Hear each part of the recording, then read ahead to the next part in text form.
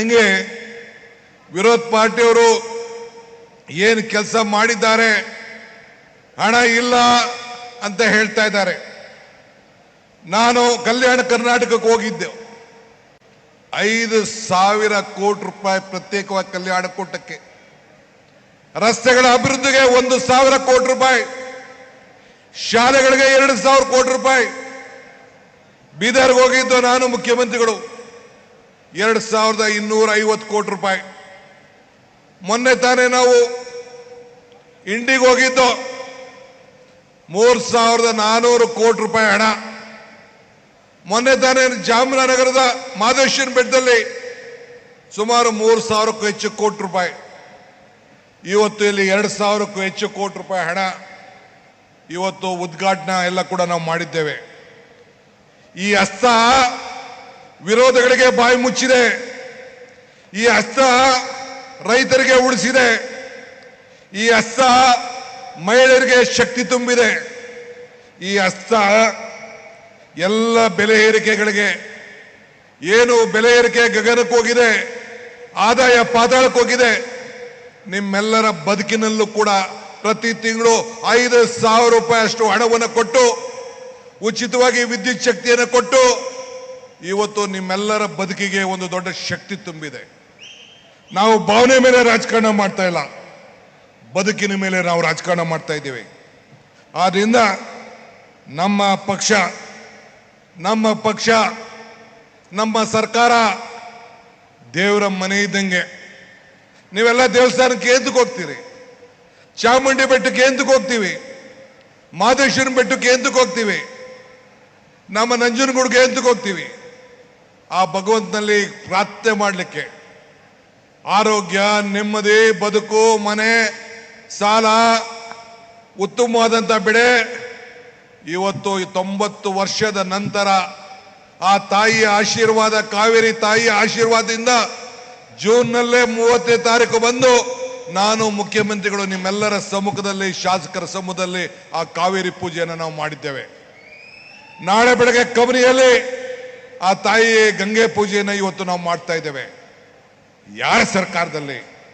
ಕಾಂಗ್ರೆಸ್ ಸರ್ಕಾರ ಬಂದ್ರೆ ಬರಗಾಲ, ಹಣ ಇಲ್ಲ, ಆರ್ಥಿಕವಾದಂಥ ಶಕ್ತಿ ಇಲ್ಲ, ಇವೆಲ್ಲ ಕೂಡ ಇವತ್ತು ಮಾಡ್ಕೊಂಡು ನಾವು ಬರ್ತಾ ಇದ್ದಾರೆ. ಹಿಂದೆ ಕಾಂಗ್ರೆಸ್ ಯಾವಾಗ ಈ ದೇಶದಲ್ಲಿ ಅಧಿಕಾರಕ್ಕೆ ಬಂದಿದೆ? ಬಡವರಿಗೆ ಭೂಮಿ ಇರ್ಬೋದು, ಸೈಟ್ ಇರ್ಬೋದು, ಪೆನ್ಷನ್ ಇರ್ಬೋದು, ಅಂಗನವಾಡಿ ಕಾರ್ಯಕ್ರಮ ಇರ್ಬೋದು, ಯಾವುದೇ ಕಾರ್ಯಕ್ರಮ ನೀವು ತೆಗೆದುಕೊಳ್ಳಿ. ಇವತ್ತು ಅರಣ್ಯ ಇಲಾಖೆಯಲ್ಲಿ ಎಲ್ಲ ಟ್ರೈಬಲ್ಗೆ ಇವತ್ತು ಭೂಮಿಯನ್ನು ಕೊಡುವಂಥದ್ದು ಇರ್ಬೋದು.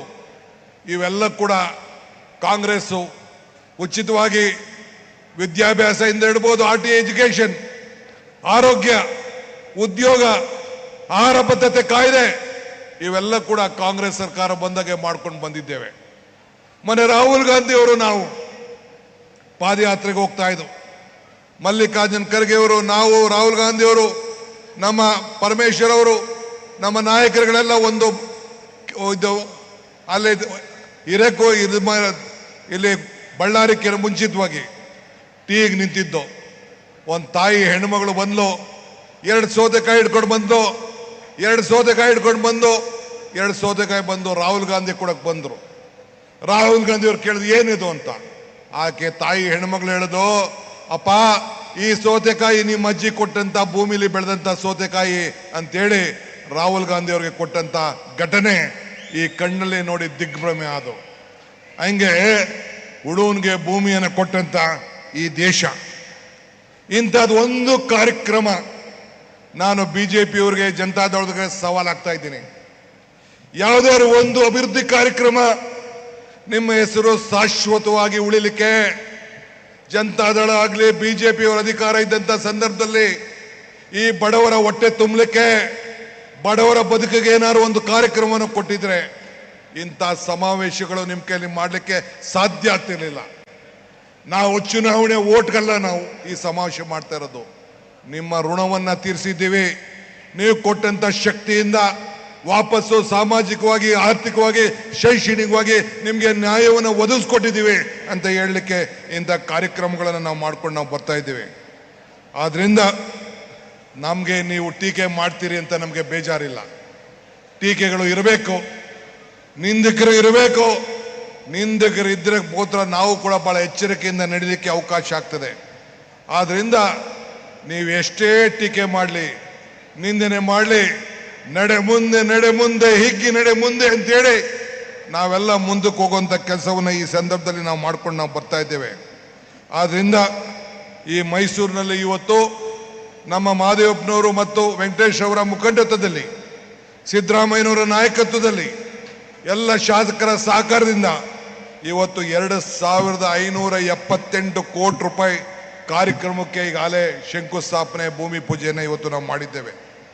ನೀರಾವರಿ ಇಲಾಖೆಗೆ, ಇಡೀ ನಿಮ್ಮ ಕಾವೇರಿ ಜಲಾನಯ ಯೋಜನೆಗೆ 3,000 ಕೋಟಿ ರೂಪಾಯಿ ಹಣವನ್ನು ಕೊಟ್ಟು ಪ್ರತ್ಯೇಕವಾದಂಥ ಕಾರ್ಯಕ್ರಮವನ್ನು ಇವತ್ತು ನಾವು ಈಗಾಗಲೇ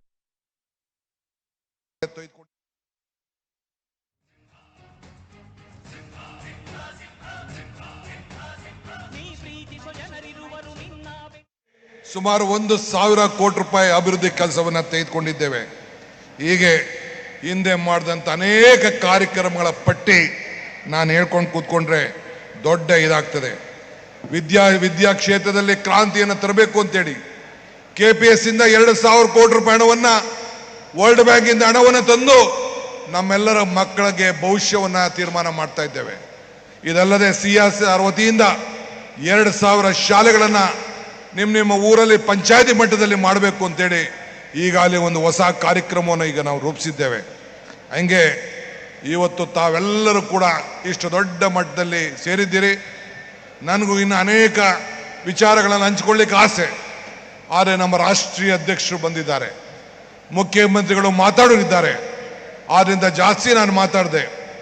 ಎಲ್ಲ ಶಾಸಕರು ಕೂಡ ಇವತ್ತು ಮಂಡ್ಯ, ಮೈಸೂರು, ಚಾಮರಾಜನಗರ, ಕೊಡಗು, ರಾಮನಗರ ಇವತ್ತು ಎಲ್ಲ ಕಡೆ ಈ ಭಾಗದಲ್ಲಿ ಎಷ್ಟು ಶಾಸಕರಿದ್ದಾರೆ ಅಷ್ಟು ಶಾಸಕರು ಕೊಟ್ಟು, ಮೊನ್ನೆ ತಾನೇ 3 ಬೈ ಎಲೆಕ್ಷನ್ ನಡೀತು. ಚನ್ನಪಟ್ಟಣ ಬೈ ಎಲೆಕ್ಷನ್ ನಡೀತು, ಶಿಗ್ಗಾಂವ್ ಬೈ ಎಲೆಕ್ಷನ್ ನಡೀತು.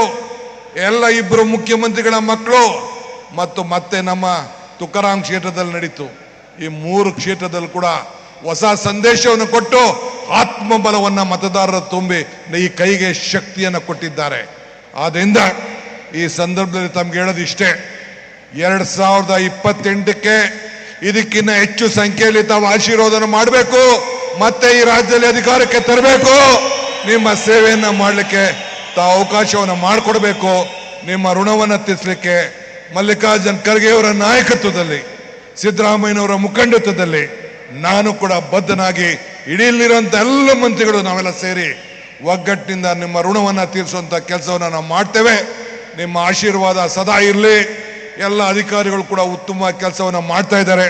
ಅವ್ರಿಗೂ ಈ ಸಂದರ್ಭದಲ್ಲಿ ಶುಭ ಹಾರೈಸಿ, ತಮಗೂ ಕೂಡ ಈ ಸಂದರ್ಭದಲ್ಲಿ ಈ ಶುಭವನ್ನು ಹಾರೈಸಿ ನಿಮ್ಮ ಋಣವನ್ನು ತೀರಿಸಲಿಕ್ಕೆ ಪ್ರಯತ್ನವನ್ನು ಮಾಡ್ತಾ ಇದ್ದೇವೆ. ಮತ್ತೊಮ್ಮೆ ತಮ್ಗೆ ಹೇಳಿ ನನ್ನ ಮಾತನ್ನು ಮುಗಿಸ್ತೇನೆ. ಜೈ ಹಿಂದ್, ಜೈ ಕರ್ನಾಟಕ, ಜೈ ಕಾಂಗ್ರೆಸ್ ಪಾರ್ಟಿ.